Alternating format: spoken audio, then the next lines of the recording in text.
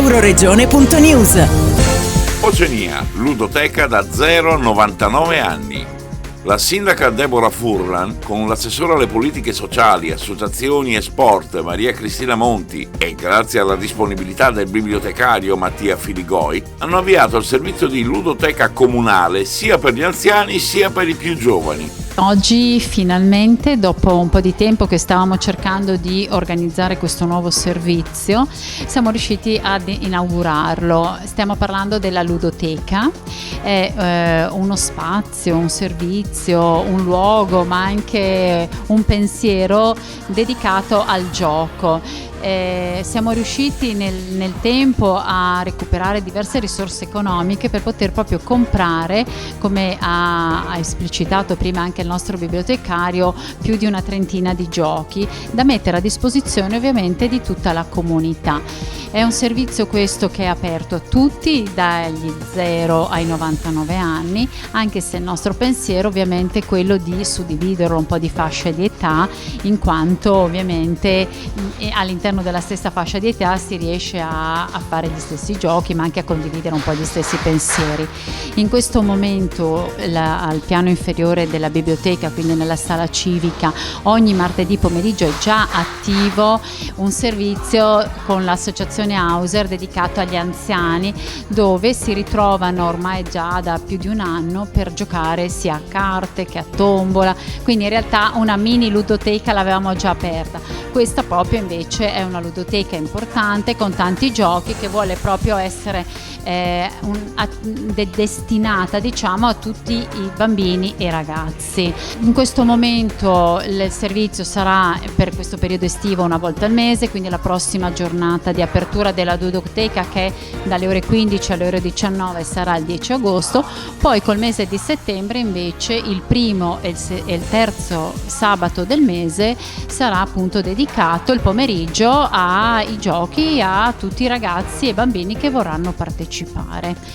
Come amministrazione devo dire che siamo molto soddisfatti, perché rispetto a quelli che sono stati i nostri obiettivi di amministrazione siamo già riusciti a far partire, riattivare e attivare tutti i servizi che avevamo in qualche modo progettato e prospettato, quindi con l'apertura di questo servizio chiudiamo un cerchio per noi molto importante.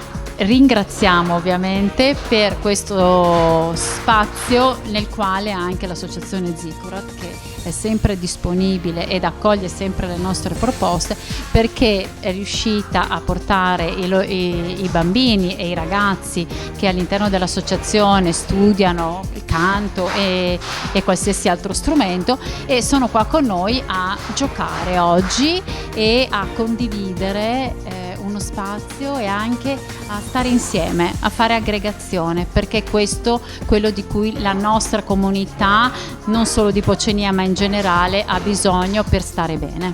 Questo nuovo luogo di aggregazione per i ragazzi, per i bambini e per tutti quelli che vogliono stare un momento insieme.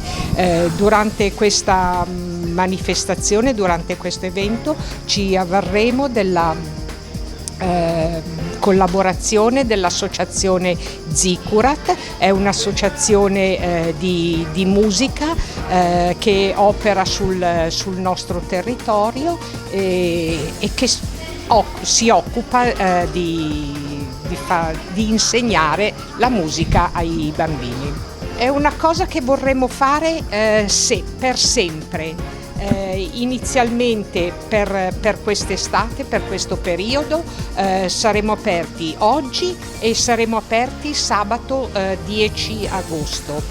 A partire da settembre saremo aperti 2 sabati al mese, sempre dalle 15 alle 19, saremo aperti il primo e il terzo sabato di ogni mese. Poi, se la cosa piacerà, se ci sarà affluenza e tutto quanto, potremo anche pensare di poter tenere aperto di più, altrimenti vediamo l'evolversi. Noi siamo fiduciosi, abbiamo tutta una serie di giochi, su questi tavoli ci sono i giochi e giocheranno. Sono tutti giochi di società. Ci sarà il nostro bibliotecario che è un esperto di giochi di società. In effetti oggi sia lui che la dottoressa Chiara Pinato, che è una psicologa dell'età evolutiva e si occupa già dei bambini del nostro territorio, spiegheranno qual è il valore del gioco per i bambini, per i ragazzi e anche per gli adulti. Abbiamo scelto giochi un po' per tutte le fasce d'età, per tutte le difficoltà, per tutte le tipologie, alcuni semplicemente divertenti, altri che hanno anche un interesse educativo e culturale. Cerchiamo di raggiungere il maggior numero di persone possibili, sfruttando appunto le potenzialità del gioco, educative ma anche di cooperazione e anche di coesione sociale. Ecco. L'idea è quella di rendere la biblioteca non solo un luogo di lettura e di deposito dei libri, ma proprio un centro di aggregazione alternativo che proponga tutta una serie di attività culturali, non solo appunto dedicate alla lettura. Ad esempio, a parte i grandi classici come il Monopoly, come Risico, come Cluedo, abbiamo anche tutta una serie di giochi studiati apposta, appunto come spiegavo prima, per l'educazione.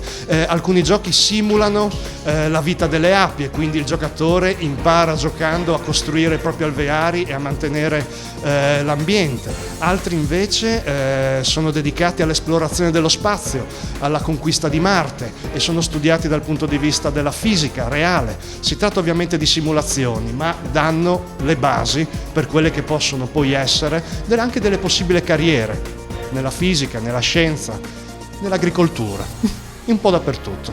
Da Pocenia per Euroregione News, Marco Mascioli.